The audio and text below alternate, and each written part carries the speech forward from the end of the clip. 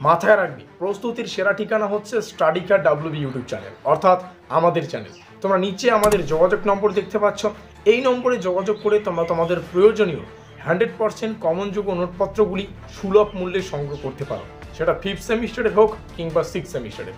5th সেমিস্টারের পরীক্ষা আমরা কয়েকদিনের মধ্যেই অ্যাটেন্ড করব, এবং তোমরা যদি চাও যে 6th সেমিস্টার অর্থাৎ লাস্ট সেমিস্টারটা আমরা জোর কদমে প্রস্তুতি নিয়ে আমাদের কলেজ লাইফটাকে শেষ করব, তো সেই সূত্রে খুব ভালো হবে যদি 6th সেমিস্টারের শুরু থেকে আমাদের 100% কমনযোগ্য নোটপত্রগুলি সংগ্রহ করে তোমাদের প্রস্তুতিটা জোর কদমে নিতে পারো।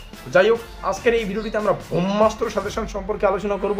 ব্রহ্মাস্ত্র সাজেশন, তাও আবার আমাদের সাজেশন, সেটা হচ্ছে অতি অল্প কয়েকটি প্রশ্ন করে পরীক্ষায় 100% কমন পাওয়া।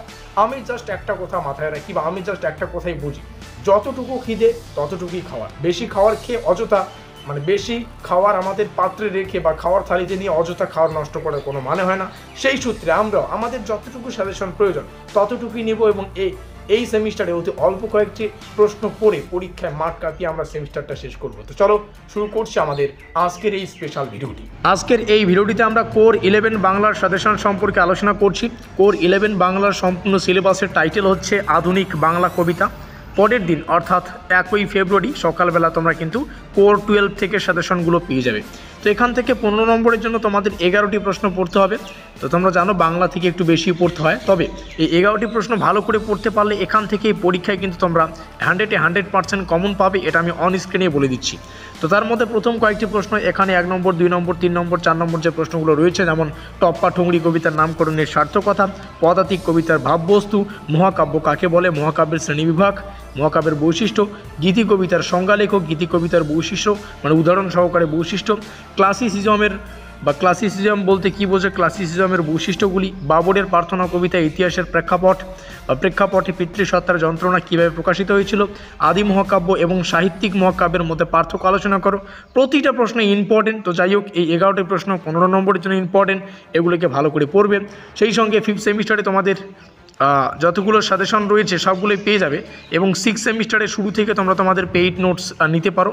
তো পেইড নোটসের জন্য যোগাযোগ করবে আমাদের নম্বরে। তো এখানে দেখতে পাচ্ছ পরবর্তী 10 নম্বরের জন্য যে প্রথম প্রশ্নটিকে রাখা হয়েছে, সুররিয়ালিজম বলতে কী বোঝে, এদের বৈশিষ্ট্য, যে সমস্ত বিষয়গুলো রয়েছে এগুলো পড়বে। সনেট কাকে বলে, সংক্ষেপে সনেটের নির্মাণ রীতি, এগুলো প্রত্যেকটা প্রশ্ন। টিকা লেখো টাইপের কিছু প্রশ্ন রয়েছে, টিকা লেখো টাইপের প্রশ্নের মধ্যেই ইমপ্রেশনিজম, পত্রকাব্য, লিমেরিক, হাইকু, গীতিকাব্য, প্যারোডি, এই যে কয়েকটা বিষয় 5 নম্বরের জন্য টিকা লেখো টাইপের থেকে প্র্যাকটিস করবে, এবং বাকি প্রশ্নগুলো 10 নম্বরের জন্য প্র্যাকটিস করবে। তার মধ্যে লাস্ট প্রশ্ন, বন্দির বন্দনা কবিতার মূল ভাব দৃষ্টান্ত ব্যাখ্যা করো। এই হচ্ছে আমাদের কোর 11 থেকে গুরুত্বপূর্ণ শেষ মুহূর্তের বাছাই করা 100% কমনযোগ্য প্রশ্নাবলী। সেই সঙ্গে তোমরা এখানে আমাদের যোগাযোগ নম্বর দেখতে পাচ্ছ, এখানে যোগাযোগ করে তোমরা তোমাদের নোটপত্রগুলো সংগ্রহ করতে পারো। 6th সেমিস্টারের শুরু থেকে নোটপত্রগুলো নিলে তোমরা প্রস্তুতির অনেকটাই সময় পাবে। তো এই নম্বরে যোগাযোগ করে তোমরা তোমাদের 100% কমনযোগ্য নোটপত্রগুলি সংগ্রহ করতে পারো।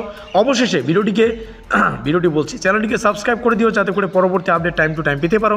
সেই সঙ্গে ভিডিওটিকে শেষ পর্যন্ত দেখার জন্য সকলকে অসংখ্য ধন্যবাদ। আমাদের আজকের এই স্পেশাল ভিডিওটি এই পর্যন্তই।